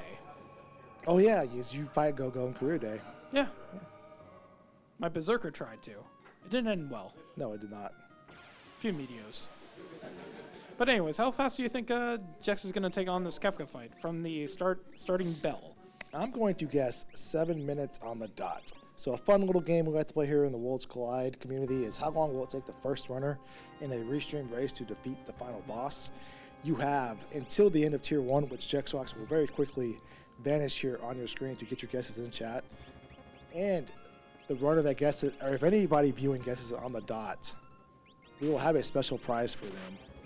If anyone guesses it on the dot, I will donate another $100. That's even better prize than the joke I was going to throw out there.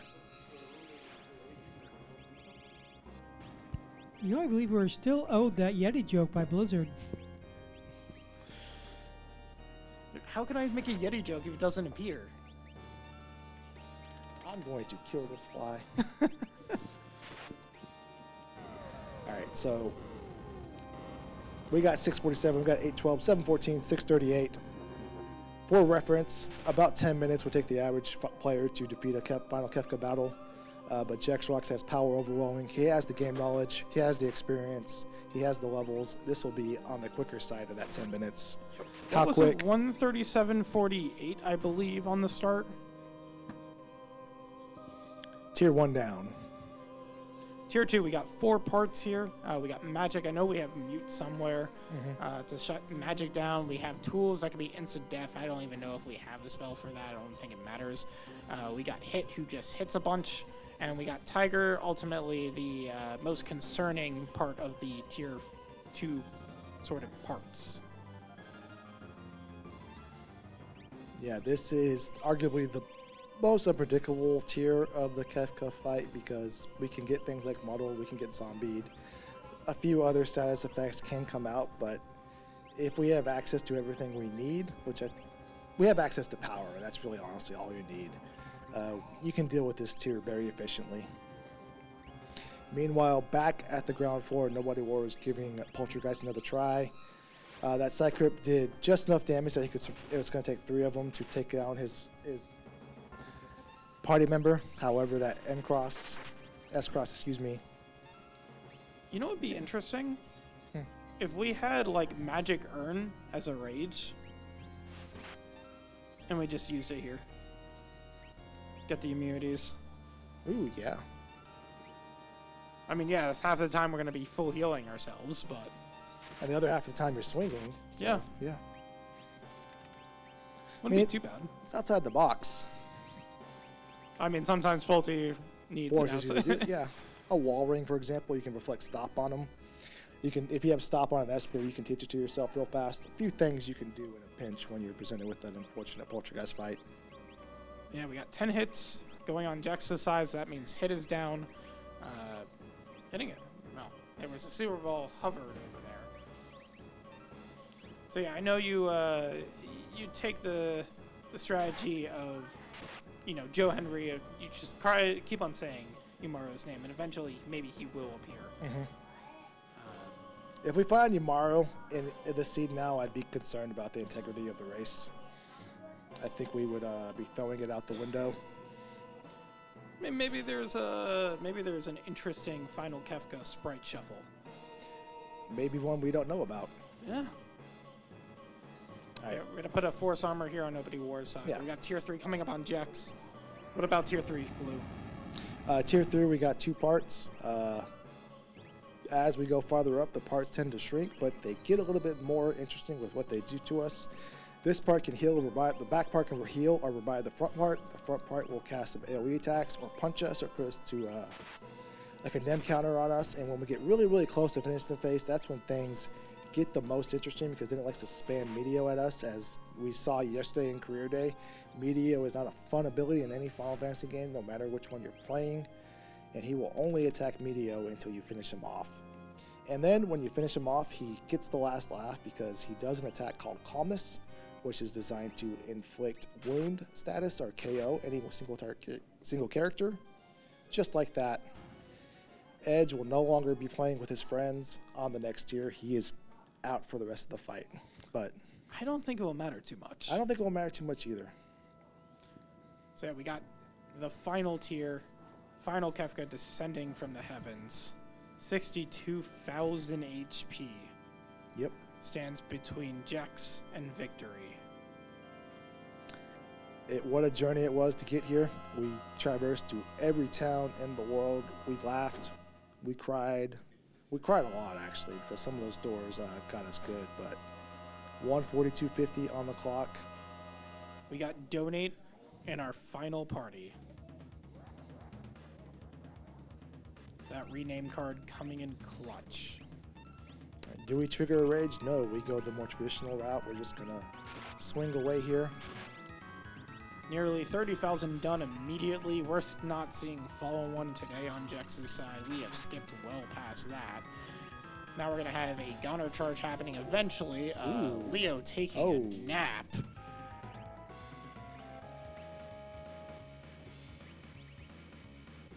Reverse weight tricking there. Yeah, This is interesting. I mean, I think we have life 2 somewhere. I think we're fine, though, because this Gonner's not going to wipe us. We have some shields lying around. That's some 39999 damage. This airplane we got in, this is going to do enough damage. Yeah, so it's important to note, Kefka can only start countering with, I mean, probably Ultima at this point, after he does another action after Gonner. So between Gonner actually occurring and him doing, say, Train or Revenger or Havoc Wing, we're free to attack without a counter risk. Mm-hmm. But once he does that first action, then we're starting on the script where he starts countering. Ooh, that's the last Phoenix down, though, so if we get a little punchy, a little Havoc Wings out of Kefka here, things could be interesting. But no, we're going to throw the fixed dice, and we got a... So there's a Train. Do we have an eye drop? Because at this point, you're almost tempted to say, let's swing with Leo, and that should do it. Well, we're swinging with Leo. One connects. Is that enough? That is enough. GG's. GG's to Jex getting through Pulte and getting through Everyone. Kefka Clyde. Very nicely done, everybody here. Giving Jex Rocks a very much deserved round of applause. GG's in chat. 144.41. So that is 6 minutes? 6 minutes and 50 some odd seconds? Is this the touchscreen? No, it's not. No. Okay, it's not. Sorry. I work in a school district. They all have new line boards, so our interactive panels, so I'm always confused. Don't think I saw 650 something. No, we in did any of not. those. So. Come on. Yeah. Let's do this right here. All right. So Jex Rocks 144.41 is the final time. What did you do right? How did that go for you? How did you win it? For me, it was just grind away. I was attempting obviously my early grind did not work out. Aside from that, with the early grind, because this is a chaos crawler, enemies drop random loot. And very far and few between did I find anything good except from, what was it? The Ragnaroks that came from the Stooges.